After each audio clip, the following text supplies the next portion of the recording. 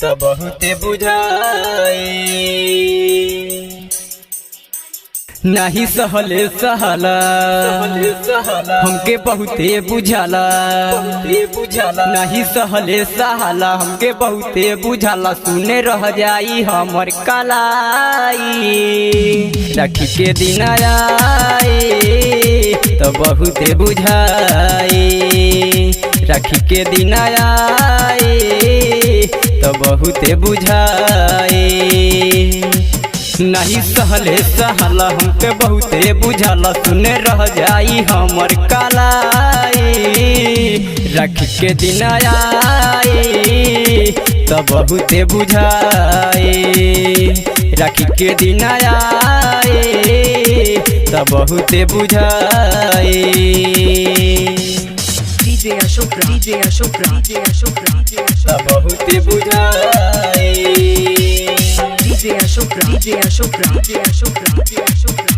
राखी के दिन आई बहुते बुझाई तो बहुते बुझाई जकर बहिन बाटे खुश होला भाई के कर बैठी हम असर लगाई जकर बहिन बाटे खुश होला भाई के कर बैठी हम असर लगाई सबके बाबी सवास लागल मनवा में आस रहित हमरो बहिन घरे आई राखी के दिन आई तो बहुते बुझाई राखी के दिन आई तो बहुते बुझाई DJ Ashok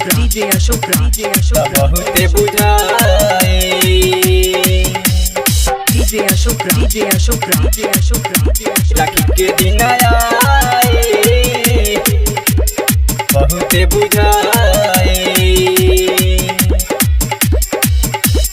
बहुते बुझाई बुलेट बेदर्दी आजा खुश बारे भाई उनकर बहिन आज राखी बांधे आई बुलेट बेदर्दी आज खुश बारे भाई उनकर बहिन आज राखी बांधे आई ललन मुकेश बतावा राजेश तू ही समझावा कृष्णा टाइगर के आवे रोआई राखी के दिन आई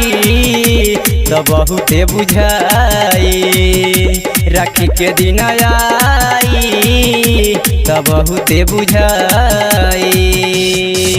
नहीं सहले सहला हमके बहुते बुझाला सुने रह जाई हमर कलाई